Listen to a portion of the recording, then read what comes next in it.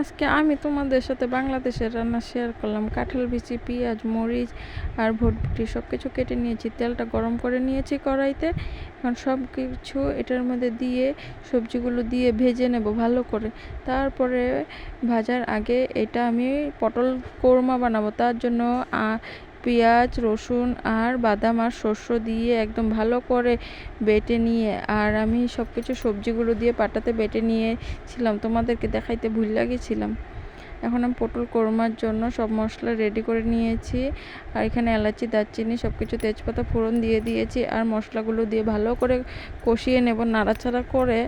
তারপরে এটার মধ্যে আমি কাজু আর বাদামগুলো অ্যাড করে দেব।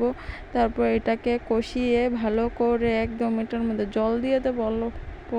জল দেওয়ার পর পটলগুলো দিয়ে এটাকে ভালো করে নাড়িয়ে চাড়িয়ে এটার মধ্যে অল্প গরম মশলা অ্যাড করে দেব। তারপরে আমার পটল কোরমা রেডি হয়ে গেছে। সবাই